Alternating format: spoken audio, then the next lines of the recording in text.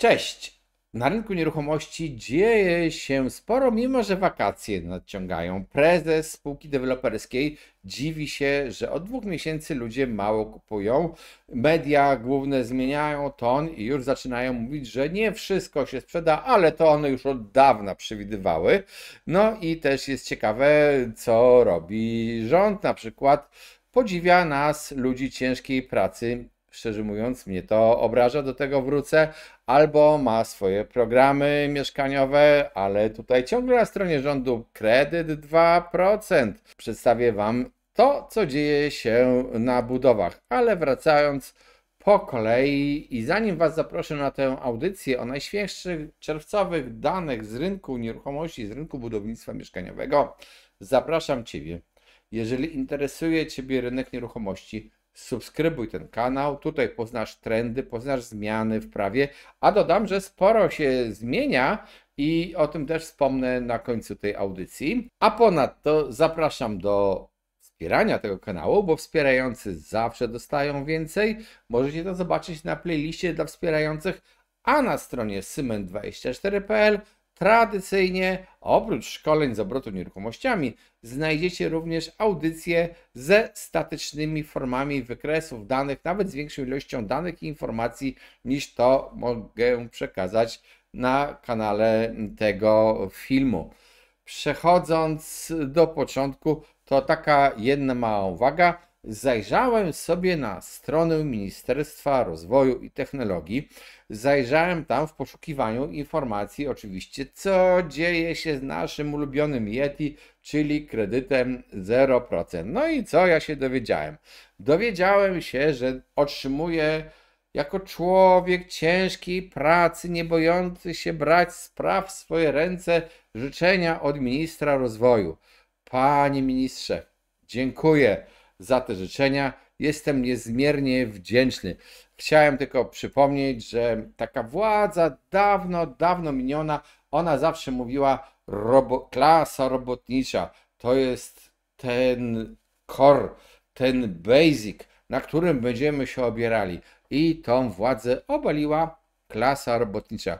Panie ministrze, ja proszę, żebyś mi jako przedsiębiorcy nie składał życzeń, tylko ja bym chciał zobaczyć zmianę w składce zdrowotnej, przepisy, które powodują, że nie jest tak, że mój pracownik zarabia 6 tysięcy złotych, ale mnie kosztuje 12 tysięcy złotych. To jest obliczenie przybliżone i może to jest trochę inaczej, możecie dyskutować, ale to jest jakiś absurd. Po prostu absurd. Ja chcę normalne warunki do pracy jako przedsiębiorca. Chciałbym też mieć na przykład ustawę VAT, która jest jasna, a nie to, że muszę drżeć za każdym razem, czy ja czegoś źle nie zrobię. Chciałbym też, to już mówię w imieniu wszystkich, którzy czekają na mieszkania, aby na stronie ministerstwa były jakieś aktualne informacje. To jest zrzut ekranu zrobiony 24 czerwca 2024 roku. Co czytamy? Program Pierwsze Mieszkanie. Od 1 lipca 2023 możesz skorzystać z bezpiecznego kredytu 2%, czyli systemu dopłat do kredytu hipotecznego i tak dalej. No, faktycznie, powiem tak, ta ustawa nie została jeszcze skasowana, bo przecież był zapowiadany kredyt 0%, zwany też czasami programem na start, bo na początku był nazwany programem Mieszkanie na start, ale potem się okazało, że ten program już od dawna istnieje i dotyczy czego innego, więc trzeba mu zmienić nazwę. No ale potem to ucichło. Minister Hetman w pogoni za możliwością naprawy europejskiego rynku nieruchomości, także naszego, udał się do Brukseli na z góry upatrzone pozycje razem z ministrem Budą. Tam będą mogli sobie dyskutować o programie, a program na razie istnieje tylko, i to ten stary jeszcze, ten pisowski, na stronach Ministerstwa Rozwoju i Technologii. Myślę, że jeżeli ministerstwo zajmuje się technologią i rozwojem, to mogłoby lepiej aktualizować swoje strony, chociaż ten program, jak powiedziałem, ciągle istnieje. Ale ważniejsze jest to, co dzieje się na budowach. No i spójrzmy na ten wykres i dodam od razu też, że prezes dużej, wielkiej spółki deweloperskiej w wywiadzie, przynajmniej tak dziennikarz napisał, zdziwił się, że od 2 miesięcy rynek nieruchomości stanął, że jest mniej zakupów, ale zakłada, że nadal wykona swój plan. Ja nawet prezesowi wierzę, bo to akurat dobra spółka, nie będę wymieniał jej nazwy, żeby nie prowadzić jakiejś kryptoreklamy, ale spójrzmy się, co dzieje się na budowach i co widzimy. Tutaj macie takie lata oznaczone na dole, to są lata poszczególne od stycznia do grudnia, wymienione, a kropkami kolejne okresy 12-miesięczne. No, jeżeli spojrzymy się na przykład na ten okres i porównamy go z tym okresem tutaj, no to widzimy, że te czerwone kropki są znacznie bardziej optymistyczne niż te czarne. To są dane o liczbach budów rozpoczętych. Te dane tak naprawdę będą rzutowały na przyszłość naszego rynku.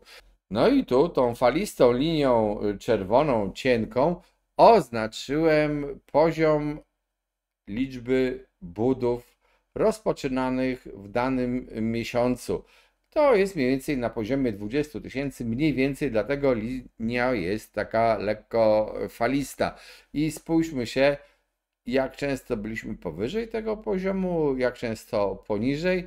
No teraz można powiedzieć, trzymamy się blisko tego poziomu, a to jest naprawdę dobry poziom. 20 000 budów rozpoczynanych miesięcznie to by nam dawało 240 000 budów rozpoczynanych rocznie. No to byłyby w ogóle genialne poziomy, jeżeli chodzi o budownictwo. Były lata, gdy byliśmy i okresy długie, gdy byliśmy poniżej. No i teraz na chwilę się wybiliśmy i lekko spadliśmy pod tę linię. Ale co to naprawdę oznacza? Spójrzcie też przy okazji na tą zieloną linię. To jest linia pozwoleń na budowę, zgłoszeń, budów.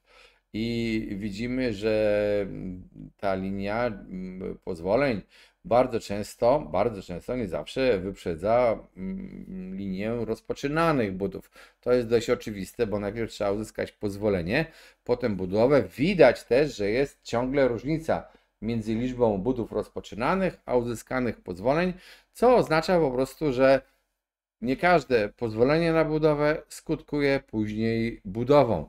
Ale co widzimy? No, widzimy przede wszystkim to, że wybiliśmy się z tego dna, które było w 2022 roku. Poprzednio mówiłem, że musimy patrzeć się na to, co będzie, bo był jakiś optymizm, który lekko w tych 2 miesiącach ostatnich, w maju i kwietniu, z rozpoczynanymi budowami się załamał. I dlaczego ten prezes firmy, która zajmuje się budowaniem nieruchomości, zdziwił się, że jest mniej mieszkań kupowanych i dlaczego w ogóle deweloperom trochę wychudło. Wprawdzie z tej tabeli widzimy, że w ciągu pierwszych 5 miesięcy przekroczyli to, co było rok temu, o 170%. Indywidualnie tylko o 114% uzyskali tego, co było poprzednio, ale tak naprawdę spójrzcie się już na kwiecień z majem. Już jest troszeczkę gorzej. Dlaczego to wszystko tak troszeczkę stygnie? Bo nie ma zapału do kupowania. Bo nie ma programu kredyt 0%, na który wszyscy czekają. Bo są wysokie stopy procentowe. Bo ceny nieruchomości zostały tak podbite, że wielu kupujących po prostu nie stać na te mieszkania. I nie będzie ich stać, dopóki na przykład nie spadną stopy procentowe. Niektórzy mówią, bo widziałem też takie artykuły w mass mediach i to jest warto nadmienić. Świetny artykuł, ktoś rozpisał się. Mamy fantastyczną, poprawiającą się relację zarobków do ceny metra kwadratowego. Teraz ona nie jest na najlepszym poziomie, ale troszeczkę się poprawia. Ale słuchajcie, moi drodzy, jeżeli spojrzycie się na wykresy, na dane, które Wam kiedyś prezentowałem, pokazujące obrót nieruchomościami, liczbę transakcji oraz jednocześnie spojrzycie się na stosunek pensji do ceny metra kwadratowego, to może się nagle okazać, że te okresy, kiedy ta relacja była taka, no powiedzmy, najlepsza, czyli najkrócej musiałeś pracować na metr kwadratowy mieszkania, wcale nie były okresami, kiedy zawierano najwięcej transakcji na rynku mieszkaniowym. Dlaczego? No i to jest dość proste, to wcale nie jest zagadka. Dlatego, że w tamtych okresach inne warunki nie sprzyjały kupowaniu mieszkań. Mogła być na przykład żywność droga, różne inne wydatki mogły być bardzo, bardzo drogie i z Twojej pensji niewiele zostawało. I właśnie dlatego, bo to jest odwrotna kolejność, właśnie dlatego wtedy mało mieszkań kupowano i wtedy właśnie te ceny stawały się takie, bym powiedział, bardzo pozornie korzystne w stosunku do zarobków. Ale to wcale nie znaczy, że to jest reguła. I teraz też po prostu, mimo tego, że niektórzy twierdzą, że nasze zarobki rosną i rosną szybciej niż ceny mieszkań ostatnio, to mimo takich twierdzeń nie widać zapału w kupowaniu mieszkań i nie będzie go widać jeszcze przez spory czas, dopóki nie wejdzie kredyt na przykład 0%. Jeżeli wejdzie, wcale nie jestem zwolennikiem tego programu, ale o tym mówię. Nie będzie widać tego zapału, dopóki nie spadną stopy procentowe na normalnym okredytowaniu, a podobno, jak mówią członkowie Rady Polityki Pieniężnej, niektórzy, czytam ich wypowiedzi, musimy czekać do drugiego kwartału 2025 z taką obniżką stóp procentowych. Czy tak będzie? No to zobaczymy, bo to jest tak naprawdę perspektywa roczna. W ciągu roku może się wiele zmienić. Spójrzmy jeszcze na chwilę na te pozwolenia na budowę i widzimy też takie niewielkie wstrzymanie i nie ma co przesadzać, nie jest tak bardzo źle. No i mamy też dane oczywiście na temat oddanych do użytkowania mieszkań. Tutaj moglibyśmy widzieć, że jest jakaś ogromna zapaść, ale tak szczerze mówiąc, to jest tabela, która mnie jako osobę analizującą rynek najmniej interesuje, bo to jest odbicie przeszłości. Po prostu jakiś czas temu zaczynano mniej budów, w 2022 roku zaczynano mniej budów i ten okres 2 lat u deweloperów minął i po prostu dlatego oddano mniej mieszkań, a także, no cóż, koszty się budowy powiększyły znacząco, więc osoby, które budują indywidualnie, też wydłużyły okres budowania i to jest cała zagadka. Tak naprawdę, jeżeli analizujemy dane o rynku nieruchomości, to patrzenie się na mieszkanie oddane do użytkowania jest informacją żadną. Nie warto na to patrzeć, no oczywiście tak statystycznie warto na to spojrzeć, ale tak naprawdę to nie jest najważniejsza informacja. Jak już wspomniałem, dla mnie najciekawszą informacją jednak jest liczba mieszkań, których budowę rozpoczęto. I dla mnie jest istotne to, czy następuje wzrost.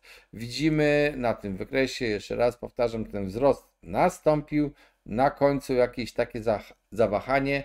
No i ważne jest to, co wydarzy się w kilku najbliższych miesiącach albo w drugiej połowie tego roku. I czy będziemy spadali, czy deweloperzy, tak jak ten prezes tej wielkiej spółki mówiący o tym, że mają mniej klientów, będą przystosowali swoją podaż rozpoczynanej budowy do tego spadku liczby klientów, czy też będą optymistycznie rozpoczynali budowy, chociaż szczerze mówiąc u deweloperów to ja bym na taki hura optymizm nie liczył, bo są to ludzie, którzy po prostu już poznali rynek nieruchomości i go oceniają w sposób trzeźwy i widzą, co się dzieje. Na początku filmu obiecałem Wam również, że opowiem o istotnej zmianie w przepisach i to jest taka zmiana, o której wielu z Was mogło zapomnieć, bo niby ona weszła w życie w zeszłym roku, ale tak naprawdę jej owoce zobaczymy teraz albo w 2025 roku, bo z 31 grudniem 2025 roku skończy się możliwość uzyskania decyzji o warunkach zabudowy w miejscu, w którym nie ma ogólnego planu, a gminy już niektóre przystąpiły do sporządzania takich planów, niektóre dopiero myślą o sporządzeniu takich planów. I dlaczego to ma znaczenie? Jeżeli gmina sporządzi plan ogólny, to może się okazać, że część terenów, na których dzisiaj można by dostać decyzję o warunkach zabudowy i po prostu można by się budować, będzie wyłączona z takiej możliwości zabudowy. To jest sprawa pierwsza. Sprawa druga jest taka, że jeżeli gmina nie sporządzi takiego planu ogólnego, to od 1 stycznia 2026 nie będzie można wydać w ogóle decyzji o warunkach zabudowy, czyli będzie się można budować tylko tam, gdzie jest obowiązujący miejscowy plan zagospodarowania przestrzennego. Plan ogólny to nie jest plan miejscowy. Odsyłam do naszych szkoleń o obrocie gruntami na Symen24.pl. Tam się więcej dowiecie szczegółowo na temat, co jest czym w gruntach. Ale też jest możliwość trzecia, że gmina ustali ten plan ogólny na przykład za 10 miesięcy, jeszcze przed końcem 2025 roku. I to znowu, jeżeli będzie ten plan ogólny, to wyłączy Ci możliwość uzyskania decyzji o warunkach zabudowy tam, gdzie te tereny się nie załapały w tym planie ogólnym. A rozporządzenie o planach ogólnych i o tworzeniu mówi tak, że przy ich tworzeniu należy uwzględnić obecne rezerwy niezabudowanych terenów, które są na przykład już objęte WZ-kami albo które są objęte miejscowymi planami zagospodarowania przestrzennego. I może się okazać w takim razie, że nowe tereny będą koncentrowane. Po prostu nie będzie się można wszędzie budować. Natomiast ci, których tereny gmina w planie ogólnym przewidzi pod możliwość zabudowy, a nie ma tam jeszcze planu miejscowego, oni z pewnością zyskają, ich ziemia zyska na wartości. No i też przypominam, że na razie nasze władze nie wymyśliły żadnej zachęty, w cudzysłowie zachęty, do sprzedawania ziemi, która jest przeznaczona pod budownictwo. Czyli może się zdarzyć, że zgodnie z rozporządzeniem obliczamy, mamy w gminie wystarczającą powierzchnię wolnej ziemi przeznaczonej pod zabudowę, tylko ten szkopuł, że nikt nie chce jej sprzedać. Dlatego jeżeli jesteś właścicielem gruntów, albo planujesz budowę, chcesz coś kupić, chcesz się zbudować, albo pośredniczysz w takich transakcjach, albo jesteś deweloperem, zainteresuj się, bo jeszcze masz niecałe 1,5 roku częściowego obowiązywania starszych, znacznie luźniejszych przepisów. Jak wspomniałem też wcześniej, no cóż, może kiedyś ministerstwo zamiast składać życzenia mnie jako człowiekowi ciężkiej pracy, zaktualizuje swoją stronę o programach mieszkaniowych i może dowiemy się, co ministerstwo ma zamiar zrobić z programem Kredyt 0%. Wielu z Was wątpi, aby on wszedł, inni ciągle na ten program liczą. Jeżeli interesuje Ciebie rynek nieruchomości, to w ogóle zapraszam też do korzystania z naszych szkoleń na stronie Symen24.pl dla pośredników nieruchomości. To akurat dobry czas na zostanie pośrednikiem, bo gdy rynek jest trudny, no to pośredników potrzeba więcej. Zapraszam również do subskrybowania tego kanału, do pisania nam w komentarzach sugestii, nowych tematów i własnej oceny rynku, bo Wasze komentarze naprawdę są czasami bardzo ciekawe i z tych komentarzy widzę, że pod ostatnimi filmami piszecie o tym, jak to w większości, nie wszystkim, w większości trudniej było sprzedać mieszkanie, jak wydłużał się czas poszukiwania nabywcy. Niektórym się nadal nie udało. Nieliczni oczywiście chwalą swoje sukcesy, czy prawdziwe, tego nie wiem, bo ja w ogóle nie mam w stanie, nie mam możliwości weryfikować waszych komentarzy. Zakładam więc, że wszystkie są prawdziwe. No i cóż, pozostaje mi życzyć wam powodzenia w działaniu na rynku nieruchomości. Cześć, trzymajcie się.